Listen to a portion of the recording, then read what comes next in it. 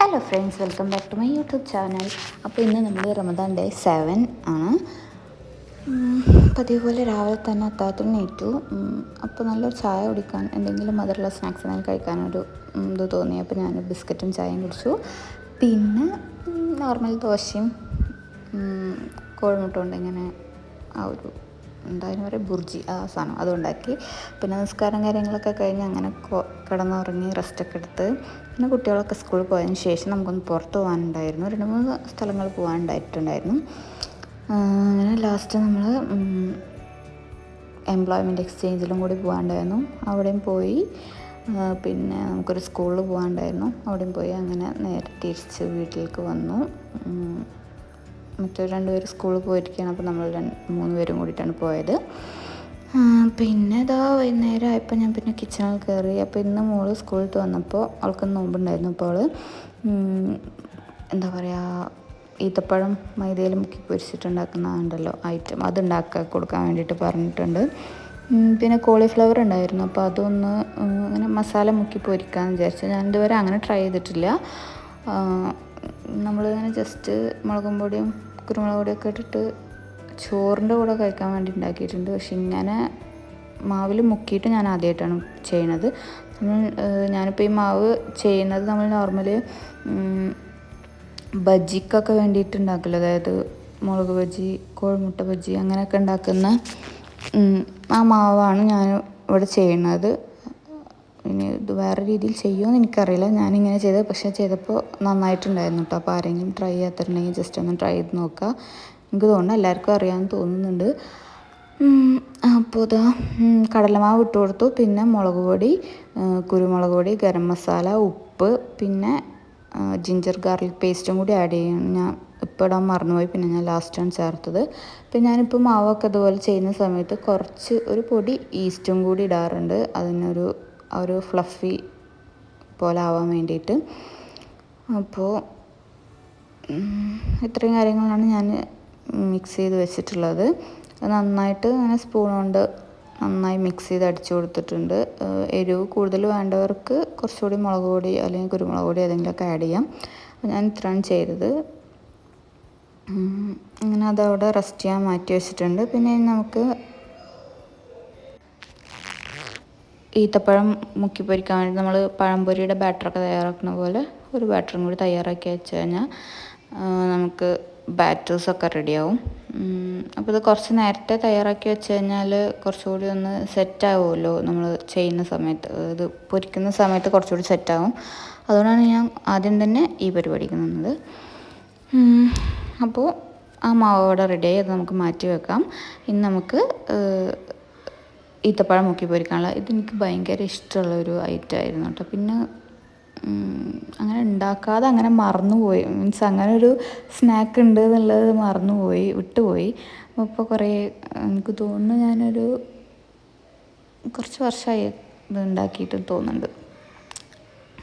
അപ്പോൾ എന്തായാലും നമ്മൾ പഴംപൊരിക്ക് ചെയ്യുന്ന അതേ മെത്തേഡ് തന്നെയാണ് ഇത് കേട്ടോ.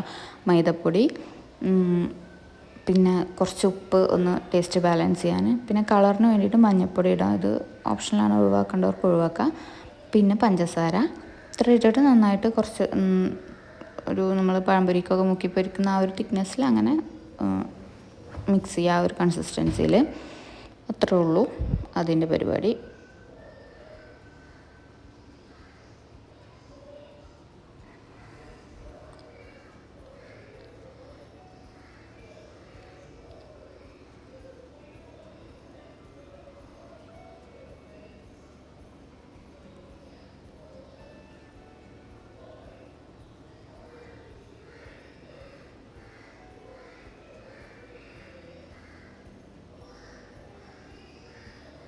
നല്ല അങ്ങനെ മിക്സ് ചെയ്ത് അടിച്ച് നല്ല ഒരു ഫ്ലഫി ലെവലിലാക്കണം കേട്ടോ. അപ്പോൾ അങ്ങനെ നമ്മുടെ 2 മാവുകളും റെഡി ആയിട്ടുണ്ട്. ഞാൻ നേരത്തെ പറഞ്ഞു, ഞാൻ നമ്മളുടെ ആ കടലമാവിൻ്റെ ആ ഒരു ഇതിൽ ജിഞ്ചർ ഗാർലിക് പേസ്റ്റ് ചേർക്കാൻ മറന്നു പോയിട്ടുണ്ടായിരുന്നു. അപ്പോൾ അതിപ്പോൾ ഞാൻ ചേർക്കുകയാണ്.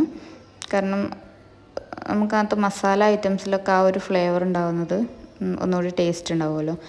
നമുക്കടുത്തത് ഫ്രൂട്ട്സിൻ്റെ പരിപാടി നോക്കാം. അപ്പോൾ ഇന്ന് വാട്ടർമെലൺ കട്ട് ചെയ്ത് വെക്കാമെന്നാണ് വിചാരിക്കുന്നത്. ചിലപ്പോൾ നമ്മൾ ജ്യൂസ് അടിക്കും, അല്ലെങ്കിൽ ചില ദിവസം നമ്മൾ റോബ്സ് ഉണ്ടാക്കും. അങ്ങനെ ഓരോ രീതിയിലാണ് അങ്ങനെ ചെയ്യാറ്. പിന്നെ ചില സമയത്ത് നോമ്പറക്കാനുണ്ടാവില്ല, പിന്നെ എനിക്ക് മാത്രം നോമ്പുള്ള ദിവസങ്ങളുണ്ടാകും. അന്നൊന്നും നമ്മളങ്ങനെ ഒരുപാട് ഐറ്റംസ് ഒന്നും ഉണ്ടാക്കാറില്ല. കുട്ടികൾക്കും കൂടി നോമ്പുണ്ടാകുമ്പോഴാണ്, അല്ലെങ്കിൽ ഇക്കയും കൂടി ഉണ്ടാകുന്ന സമയത്ത് അങ്ങനെയൊക്കെ ആകുമ്പോഴാണ് ഞാൻ കുറച്ചുകൂടി ഐറ്റംസ് ഉണ്ടാക്കാറ്. അല്ലെങ്കിൽ എനിക്കങ്ങനെ കഴിക്കാൻ ആൾക്കാർ ഇങ്ങനെ എല്ലാവരും ഉണ്ടാകുമ്പോഴാണല്ലോ അത് ഉണ്ടാക്കുമ്പോൾ ഒരു ത്രില്ലുണ്ടാവുക. അപ്പോൾ ഞാനവിടെ വാട്ടർമെലൺ കട്ട് ചെയ്ത് വെച്ചു. പിന്നെ ഇന്ന് ഷമാമ ജ്യൂസ് അടിക്കാമെന്ന് വിചാരിച്ചു. ഞാൻ ഫസ്റ്റ് ടൈമിൽ ഷമാമ കുടിച്ചിരുന്ന സമയത്ത്, ഇതുപോലെ ജ്യൂസ് അടിച്ച് കുടിച്ചിരുന്ന സമയത്ത് എനിക്കത് ഒട്ടും അതിൻ്റെ ഒരു ഫ്ലേവർ ഇഷ്ടപ്പെട്ടിട്ടുണ്ടായിരുന്നില്ല. പക്ഷെ ഇപ്പോൾ എനിക്ക് ഇഷ്ടമാണ്. പിന്നെ അതുപോലെ ഇവിടെ കുട്ടികൾക്കും ചിലപ്പോൾ അങ്ങനെ ഇഷ്ടപ്പെടാറില്ല. അപ്പോൾ അതുകൊണ്ട് ഞാൻ ഹാഫ് പോർഷൻ മാത്രമേ എടുത്തിട്ടുള്ളൂ. അപ്പോൾ ഞാൻ അങ്ങനെ തൊലി കളഞ്ഞ് കട്ട് ചെയ്തെടുക്കുന്നതിനേക്കാൾ ബെറ്റർ ഇതാണെന്ന് എനിക്ക് തോന്നി. ഇങ്ങനെ ഒരു സ്പൂണായിട്ട് ഇങ്ങനെ സ്കൂപ്പ് ചെയ്തെടുത്ത് കഴിഞ്ഞാൽ മൊത്തമായിട്ട് കിട്ടുകയും ചെയ്യും. നമ്മളിങ്ങനെ തൊലി കളഞ്ഞിട്ട് അങ്ങനെ ചെയ്യേണ്ട ആവശ്യമില്ല എന്ന് തോന്നുന്നു. അപ്പോൾ ഞാൻ ഇങ്ങനെ ചെയ്തപ്പോൾ എനിക്കതൊരു എളുപ്പമായിട്ട് തോന്നി. പാല്, പഞ്ചസാര, ഷമാമ ഇത്രയും ആണ് ഞാൻ ചെയ്തത്. ഇതിൻ്റെ കൂടെ മാംഗോ ഒക്കെ ഉണ്ടെങ്കിൽ ചേർത്ത് കഴിഞ്ഞാൽ ഒന്നുകൂടി ടേസ്റ്റ് ഉണ്ടാവും. ഇപ്പോൾ ഞാൻ ഇത്രയാണ് ചെയ്തത്. ഇത് ടേസ്റ്റ് ഉണ്ടായിരുന്നു. പിന്നെ കട്ടപ്പാൽ വെച്ചിട്ട് അടിക്കുകയാണ് ഒന്നുകൂടി ടേസ്റ്റ് ഉണ്ടാവുക. പക്ഷേ ഞാൻ കട്ടാവാൻ പാൽ വെച്ചിട്ടുണ്ടായിരുന്നു. പക്ഷേ ഞാൻ കുറച്ച് ലേറ്റായിട്ട് വെച്ച കാരണം കട്ടായിട്ട് കിട്ടിയില്ല. എന്നാലും ജസ്റ്റ് പാൽ അങ്ങനെ പാക്കറ്റ് വെച്ചിട്ട് അങ്ങനെ അടിച്ചു. അപ്പോൾ ഷമാമൻ ജ്യൂസ് അങ്ങനെ റെഡിയായി.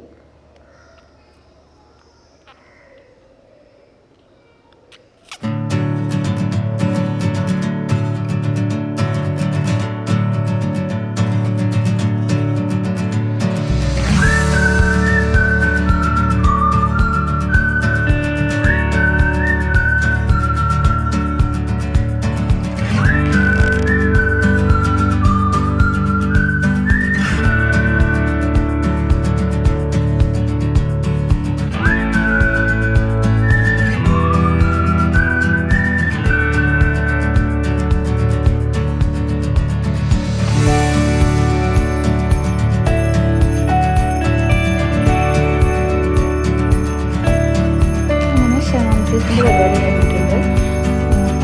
വളരെ കുറച്ച് മാത്രമേ ഉണ്ടാക്കിയിട്ടുള്ളൂ. കാരണം ആരൊക്കെ കുടിക്കുന്നുള്ള കാര്യത്തിൽ എനിക്ക് അത്ര വലിയൊരു കുഴപ്പമില്ല. പിന്നെ ഈത്തപ്പഴം ഞാനിവിടെ ഉപ്പുവെള്ളത്തിൽ മുന്തിരി ഇട്ട് വെച്ചിട്ടുണ്ട്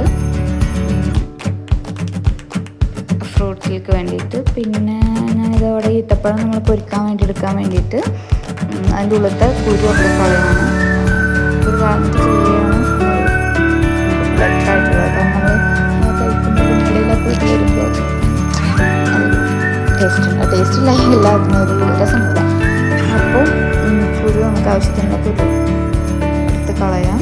ആവശ്യത്തിനുള്ള ഈത്തപ്പഴം എടുത്തിട്ട് അതിൻ്റെ കുരുകളൊക്കെ കളയാം. ഇത് ഞാനൊരു 10 ചെയ്യാനാണ് വിചാരിക്കുന്നത്. മധുരമുള്ളതായതുകൊണ്ട് ഇക്കാക്ക് വലിയ താല്പര്യം ഉണ്ടാവില്ല. പിന്നെ മറ്റവർക്ക് 2 പേർക്കും അങ്ങനെ താല്പര്യം ഉണ്ടാവാൻ സാധ്യത. അപ്പം ഞാനും നഷ്ഫും മൂന്ന് മാത്രമാണ് കഴിക്കാൻ ഉണ്ടാവുള്ളൂ ഈത്തപ്പഴത്തിൻ്റെ സ്നാക്സ്. അപ്പോൾ ഇനിയിപ്പോൾ നമുക്ക് ഫ്രൈ ചെയ്യാനുള്ള പരിപാടിയിലേക്ക് നോക്കാം. അപ്പോൾ ആദ്യം തന്നെ ഞാൻ ഈത്തപ്പഴമാണ് എടുക്കുന്നത്. കാരണം എന്താണെന്ന് വെച്ചാൽ മറ്റേത് ഞാൻ എരിവുള്ള ഐറ്റം നമ്മൾ ചെയ്ത് കഴിഞ്ഞാൽ എന്തായാലും അതേ ഓയിലാണ് നമ്മളിതും ചെയ്യാം. അപ്പോൾ ഇതുങ്ങൾക്ക് ആ ഒരു മസാലയുടെ ടേസ്റ്റ് വരണ്ടെന്ന് വിചാരിച്ചിട്ട് ഞാൻ ആദ്യം ഈത്തപ്പഴത്തിൻ്റെ സ്നാക്കാണ് ഉണ്ടാക്കിയത്. അതിന് മാവ് കുറച്ചുകൂടി ഒന്ന് ലൂസാക്കാനാണ് തോന്നുന്നത്. പക്ഷെ നല്ല ലൂസ് ചെയ്ത് കഴിഞ്ഞാൽ അതിന് ബാറ്ററി കുറച്ചുകൂടി ഒരു ടേസ്റ്റ് ഇല്ലാത്ത പോലെ. ഈ ഒരു കട്ടിയിലാണ് അതിൻ്റെ ഒരു സോഫ്റ്റ്നെസ്സും ഈത്തപ്പഴം വെച്ച് കഴിക്കുമ്പോൾ ആ ഒരു ഇതുണ്ടാകാം. ഷേപ്പൊന്നും നമ്മൾ നോക്കണ്ട, കാര്യം ടേസ്റ്റ് ഉണ്ടായാൽ മതിയല്ലോ. അപ്പോൾ അതങ്ങനെ മറിച്ചിട്ടു. ഇതങ്ങനെ ഒരുപാട് വേവേണ്ട ആവശ്യമൊന്നുമില്ല. കാരണം ഉള്ളിലുള്ള ഐറ്റം ഒന്നും വേവേണ്ട ആവശ്യമില്ല. നമുക്ക് പുറത്തുള്ള ഒരു മൈദയുടെ ഒരു കോട്ടിങ് മാത്രമാണ് വേവേണ്ട ആവശ്യമുള്ളൂ. അങ്ങനെ ആ പരിപാടി അവിടെ കഴിഞ്ഞു. ലാസ്റ്റ് നമ്മളടുത്ത കോൺഫ്ലവർ മസാല മുക്കി പൊരിക്കും. കോൺഫ്ലവർ കോളിഫ്ലവർ മസാല മുക്കി പൊരിക്കാൻ വേണ്ടിയിട്ടാണ്. കുറച്ച് മുന്നായിട്ട് കോൺഫ്ലവർ ഇട്ടിട്ട് മിക്സ് ചെയ്യുന്നുണ്ട്. ആദ്യമേ മിക്സ് ചെയ്ത് വെച്ചാൽ ഇങ്ങനെ വെള്ളം ഊറിയ പോലെ ആയിട്ട് അങ്ങനെ നിൽക്കും. അപ്പോൾ നമ്മൾ ചെയ്യുന്ന സമയത്ത് അതിലിട്ടാൽ മതി. എന്നിട്ട് ഞാൻ മൊത്തത്തിൽ കോൺഫ്ലവർ ആ മസാലയ്ക്ക് തട്ടിക്കൊടുത്ത് കൈകൊണ്ട് നന്നായിട്ട് കുറച്ച് മിക്സ് ചെയ്യാൻ ചെയ്തത്. അപ്പോഴത്തേക്കും ഈത്തപ്പഴം മൊത്തം റെഡി ആയിട്ടുണ്ട്. അപ്പോൾ ഇനി അത് കോരി മാറ്റിയിട്ട് ആ എണ്ണയിൽ പൊരിച്ചെടുക്കുന്നത്.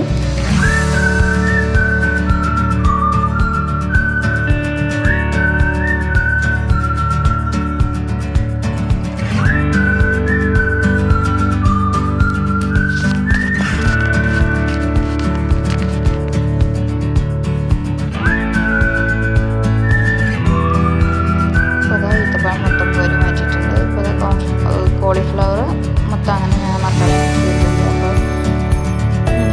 അപ്പോൾ ഇങ്ങനെ കുറേശ്ശായിട്ട് ഇട്ട് കൊടുക്കണം. ഞാൻ നേരത്തെ പറഞ്ഞു ഞാൻ ഫസ്റ്റ് ടൈമാണ് ഇങ്ങനെ ചെയ്യുന്നത്. അതുകൊണ്ട് എങ്ങനെ ആവും എന്നുള്ളതിനെ കുറിച്ച് എനിക്കൊരു കൺഫ്യൂഷൻ ഉണ്ട്. കറക്റ്റ് ആ മസാല ഒക്കെ കോട്ടിങ് അതുപോലെ കിട്ടുമോ ചെറിയ കൺഫ്യൂഷൻസ് ഒക്കെ ഉണ്ടായിരുന്നു. പക്ഷേ അടിപൊളി.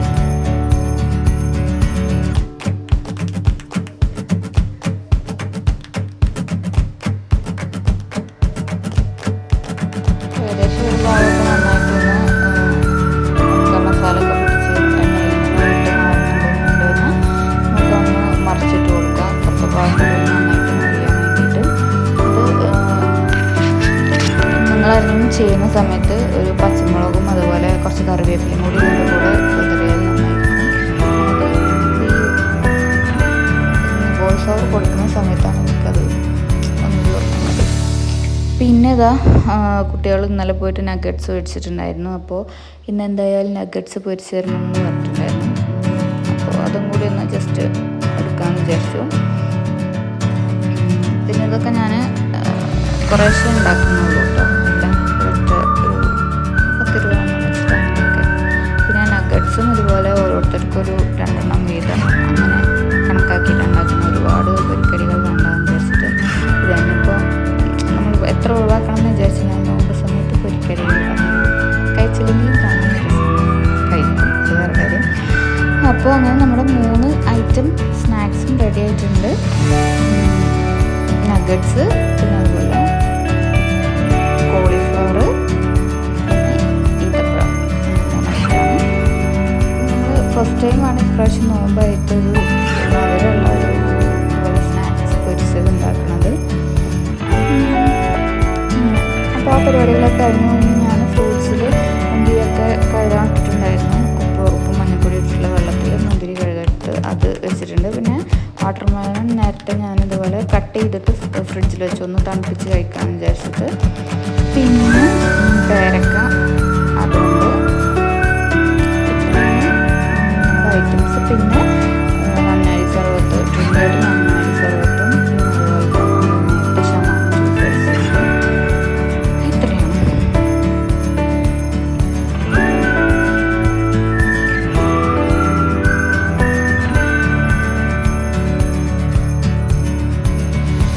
പിന്നെ നോമ്പുറയും കാര്യങ്ങളൊക്കെ കഴിഞ്ഞു. ഫുഡൊക്കെ കഴിച്ച് രാത്രി പിന്നെ ഞാൻ അത്താഴത്തിന് വേണ്ടിയിട്ട് ഓവർനൈറ്റ് ഓട്സ് ചെയ്ത് വെക്കാമെന്ന് വിചാരിച്ചു. കഴിഞ്ഞ തവണയൊക്കെ ഞാൻ ഓട്സ് അപ്പോൾ ഉണ്ടാക്കിയിട്ട് അങ്ങനെ കഴിച്ചിരുന്നത്. പക്ഷെ ഇത്തവണ അത്താഴത്തിന് അങ്ങനെ ഒന്നും കഴിക്കാൻ തോന്നാറില്ല. അപ്പോൾ ഓരോ ദിവസം അങ്ങനെ ഓരോന്ന് ട്രൈ ചെയ്ത് നോക്കും. പിന്നെ ഏറ്റവും കംഫർട്ടബിളായിട്ട് കഴിക്കാൻ പറ്റുന്നത് ദോശയാണ്. അപ്പോൾ അതുണ്ടാക്കി കഴിക്കും. അതും കുട്ടികളുണ്ടെങ്കിൽ അത് ഉണ്ടാക്കാറുള്ളൂ. അല്ലെങ്കിൽ ഞാൻ ജസ്റ്റ് ചായ എന്തെങ്കിലും കുടിക്കും. അപ്പോൾ ഇതാ ഞാനിപ്പോൾ ചിയാ സീഡിലേക്ക് പാലൊഴിച്ച് കുതിർത്തിയിട്ട് അതിൽ തന്നെ ഒരു 2-3 സ്പൂണ് എന്താ പറയുക നമ്മൾ ഓട്സ് ഇട്ട് കൊടുത്തിട്ടുണ്ട്. ഇത് ഞാൻ ഇട്ടപ്പോൾ എനിക്കിത് കുറവാവോ എന്ന് തോന്നിയിട്ടുണ്ടായിരുന്നു. പക്ഷെ അത് കുതിർന്ന് സോക്ക് ചെയ്ത് വന്നപ്പോൾ അത് അത്യാവശ്യം ക്വാണ്ടിറ്റി ഉണ്ടായിരുന്നു കേട്ടോ. അപ്പോൾ നമ്മൾ ഇടുന്ന സമയത്ത് നമുക്ക് കുറച്ചുള്ളൂ എന്ന് തോന്നിയാലും ഓവറായിട്ട് ഇടാൻ നിൽക്കണ്ട. പിന്നെ ഞാൻ മധുരത്തിന് വേണ്ടിയിട്ട് കുറച്ചൊരു 3-4 ഈത്തപ്പഴം കൂടി അതിലിട്ട് കൊടുത്തിട്ടുണ്ട്. നേരെ ഞാൻ ഫ്രിഡ്ജിൽ വെച്ചു. പിന്നെ അത് 8ാമത്തെ നോമ്പിന് വേണ്ടിയിട്ട് ഞാൻ രാവിലെ അത്താഴത്തിന് നീറ്റു. ഞാൻ മാത്രമേ ഉണ്ടായിരുന്നുള്ളൂ. പിന്നെ അതിലേക്ക് കുറച്ച് ആപ്പിൾ ഗ്രേറ്റ് ചെയ്തത് അത്താഴത്തിന് ഇട്ടിട്ട് നമ്മൾ ഇന്നലെ കുതിർത്ത് വെച്ചിട്ടുള്ള അതിലിട്ട് ഞാൻ എന്താ പറയുക, ഗ്രേറ്റ് ചെയ്തിട്ടുള്ള ആപ്പിൾ ഇട്ട് കൊടുത്തു. അപ്പോൾ എനിക്ക് ചായ കുടിക്കാൻ ഭയങ്കരമായിട്ട് ഞാൻ തോന്നി. അപ്പോൾ ഞാനൊരു ചായയും കൂടി കുടിച്ചു. പിന്നെ ഞാൻ നേരെ നിസ്കാരം മുതലൊക്കെ കഴിഞ്ഞ് കിടന്നുറങ്ങി. അപ്പോൾ രാവിലെ എണീറ്റപ്പോൾ നല്ല ഫ്രഷ് പച്ചമുളകൊക്കെ നമ്മുടെ ഇതൊന്ന് പറിച്ചിട്ടുണ്ട്. ഇക്കനെ നനച്ചുണ്ടാക്കിയ ഐറ്റമാണ്. പിന്നെ വൈകുന്നേരം ഞാൻ നേരത്തെ തന്നെ കുറച്ച് നന്നാരി കലക്കി വെച്ചു. പിന്നെ ഫ്രൂട്ട്സും കട്ട് ചെയ്ത് വെച്ചു. പിന്നെ ഞാൻ ഉച്ചയ്ക്ക് പിന്നെ ബിരിയാണി ഉണ്ടാക്കിയിട്ടുണ്ടായിരുന്നു. അപ്പോൾ ഇനി അങ്ങനെ പ്രത്യേകിച്ചൊന്നും ഉണ്ടാക്കണ്ട എന്ന് വിചാരിച്ച് അങ്ങനെ ഇരുന്നിങ്ങനെ ഫോൺ നോക്കിയപ്പോഴാണ് കസ്റ്റാർഡ് ഉണ്ടാക്കുന്ന ഒരു വീഡിയോ കണ്ടത്. ജസ്റ്റ് ഓരോ കസ്റ്റാർഡ് ഉണ്ടാക്കുന്ന ഒരു വീഡിയോ കണ്ടത്. അപ്പോൾ എനിക്കും ഐറ്റംസൊക്കെ ഇവിടെ ഉണ്ട്. കസ്റ്റാർഡ് കുറേ ആയി കഴിച്ചിട്ട്. അപ്പോൾ ഞാൻ വിചാരിച്ചു കസ്റ്റാർഡ് ഉണ്ടാക്കാമെന്ന്. ഞാൻ ഉച്ചക്ക് കുട്ടികൾക്കൊക്കെ വേണ്ടിയിട്ട് ചിക്കൻ ബിരിയാണി വെച്ചതാണ്. അപ്പോൾ അതുണ്ട്. അപ്പം നമുക്കതിനെ പ്രത്യേകിച്ച് വേറെ പരിപാടികളൊന്നുമില്ല. അപ്പോൾ ഞാൻ വിചാരിച്ചു കസ്റ്റാർഡ് ചെയ്യാമെന്ന്. പിന്നെ ഇനിയിപ്പോൾ പൊരിക്കടിയായിട്ട് ഒന്നും ഉണ്ടാക്കണ്ടെന്ന് അങ്ങനെ വിചാരിച്ചിരുന്നു. എനിക്ക് മാത്രമല്ലേ നോമ്പുള്ളൂ എന്ന് വിചാരിച്ച്. പിന്നെ മിക്കവാറും ഉണ്ടാവില്ല, അപ്പോൾ ഒന്നും ഉണ്ടാക്കണ്ടെന്ന് വിചാരിച്ചു. പിന്നെ ചിക്കൻ ബിരിയാണി ഉണ്ടല്ലോ, അപ്പോൾ പിന്നെ ഹെവി ആയിട്ട് ഇനി വേറെ ഒന്നും വേണ്ടെന്ന് വിചാരിച്ചു. അങ്ങനെ ഞാൻ കസ്റ്റാർഡ് ഉണ്ടാക്കാൻ വേണ്ടിയിട്ട് വന്നു. കസ്റ്റാർഡ് പൗഡർ ഇട്ടപ്പോൾ ആണ് മനസ്സിലായത് രണ്ടും രണ്ട് ഫ്ലേവറായി പോയി. ഇവിടെ ബാലൻസ് ഉണ്ടായിരുന്ന കുറച്ച് കസ്റ്റാർഡ് പൗഡർ ഞാൻ ആദ്യം ഇട്ട്, പക്ഷെ അത് കുറച്ചുണ്ടായിരുന്നുള്ളൂ. അപ്പോൾ വേറൊരു പാക്കറ്റും ഉണ്ടായിരുന്നു. അപ്പോൾ ഞാൻ വിചാരിച്ചു അതും കൂടി ഇടാമെന്ന് ഇട്ട് നോക്കിയപ്പോഴാണ് രണ്ട് കളർ പോലെ ഫീൽ ചെയ്തു. അപ്പോൾ ഞാൻ ജസ്റ്റ് കവർ നോക്കിയപ്പോഴാണ് ഒന്ന് വാനിലയും ഒന്ന് മാംഗോ ആണ്. എനിക്ക് വാനിലാണ് ഇഷ്ടം, മാംഗോ എനിക്കങ്ങനെ പൊതുവെ ഇഷ്ടമല്ല. പിന്നെ രണ്ടും കൂടി മിക്സ് ചെയ്തിട്ട് ഏതായാലും നമ്മൾ ചെയ്യാൻ വിചാരിച്ചല്ലോ എന്ന് വിചാരിച്ചു. പിന്നെ എൻ്റെ ഐഡിയ ആയിപ്പോയി, വെറുതെ ഇരുന്നാൽ മതിയായിരുന്നു തോന്നി. പക്ഷെ എന്നാലും ഇനിയിപ്പോൾ ചെയ്ത സ്ഥിതിക്ക് എന്തായാലും അത് കണ്ടിന്യൂ ചെയ്യാമെന്ന് വിചാരിച്ചു. അങ്ങനെ രണ്ട് പൗഡറും കൂടി മിക്സ് ചെയ്തു. വാനിലയുടെ ടേസ്റ്റ് ഫ്ലേവറുള്ളതും അതുപോലെ മാംഗോയുടെ ഫ്ലേവറുള്ളതും കൂടി ഞാൻ മിക്സ് ചെയ്ത് എന്തോ ഏത് ടേസ്റ്റിലേക്ക് വരും അത് എന്നുള്ളൊരു കൺഫ്യൂഷൻ ഉണ്ടായിരുന്നു. അങ്ങനെ ഞാനത് മിക്സ് ചെയ്ത് ഭയങ്കര തിക്നെസ് ആക്കിയിട്ടില്ല. അങ്ങനെ ഭയങ്കര തിക്നെസ്സിൽ ചെയ്യുന്നത് എനിക്ക് അത്ര ഇഷ്ടമല്ല കഴിക്കുന്നത്. കുറച്ചൊരു നല്ല ലൂസാവുകയും ചെയ്യരുത്, ഭയങ്കര ഒരു നമ്മളിങ്ങനെ കട്ട് ചെയ്ത് കഴിക്കുന്ന ആ ഒരു ടൈപ്പിലേക്ക് അങ്ങനെയും എത്തരുതെന്ന് വിചാരിച്ചു. അപ്പോൾ ഞാൻ ആ ഒരു മീഡിയം ലെവലിൽ അങ്ങനെ അതവിടെ എടുത്ത് വെച്ചിട്ടുണ്ട്. ഇനി അതൊന്ന് ചൂടാറിയിട്ടുണ്ടെങ്കിൽ ഞാൻ ഫ്രിഡ്ജിലേക്ക് എടുത്ത് മാറ്റും. പിന്നെ ഫ്രൂട്ട്സ് ആയിട്ട് ആപ്പിളും പിന്നെ പച്ചമുന്തിരിയും ആണ് ഞാൻ കട്ട് ചെയ്യണത്. അപ്പോൾ ഇന്ന് ചക്കരമത്ത ഞാനിതുപോലെ ജ്യൂസ് അടിക്കാമെന്ന് വിചാരിച്ചു. ജ്യൂസൊക്കെ അടിച്ച് നമ്മളങ്ങനെ നോർമലി ആയിട്ട് സിമ്പിളായിട്ട് നോമ്പ് തുറക്കാമെന്ന് വിചാരിച്ച് അങ്ങനെ ഇരുന്നപ്പോഴാണ് ഇക്ക വിളിച്ചത്. ഇക്കയുടെ ഷോപ്പിൽ നിന്ന് ഒരാളും കൂടിയിട്ട് നോമ്പ് തുറക്കാൻ വരുന്നുണ്ട് എന്ന്. പിന്നെ മൊത്തത്തിൽ അങ്ങോട്ട് ഹറിബറിയായി. കാരണം നമ്മൾ ഇത് മാത്രമല്ല, ഇപ്പോൾ ഒരാളുണ്ടെങ്കിൽ ഇനിയിപ്പോൾ അവർ കഴിച്ചില്ലെങ്കിൽ നമ്മൾ ടേബിളിൽ വെച്ച് കൊടുക്കുമ്പോൾ എന്തെങ്കിലും കൂടുതൽ വെച്ച് കൊടുക്കണ്ടേ. അങ്ങനെ ഞാനിതൊക്കെ കഴിഞ്ഞ് സമാധാനമായിട്ട് ഇരിക്കുകയായിരുന്നു. പെട്ടെന്നാണ് ബാങ്ക് കൊടുക്കാൻ കുറച്ച് മുന്നേ എനിക്ക് വിളിച്ച് പറഞ്ഞത്. അങ്ങനെ വേഗം കുറച്ച് നഗറ്റ്സും കൂടി പൊരിച്ചിട്ട് ടേബിളിൽ സെറ്റ് ചെയ്ത് പിന്നെ ഒന്നും വീഡിയോ എടുക്കാനും ടൈം കിട്ടിയില്ല.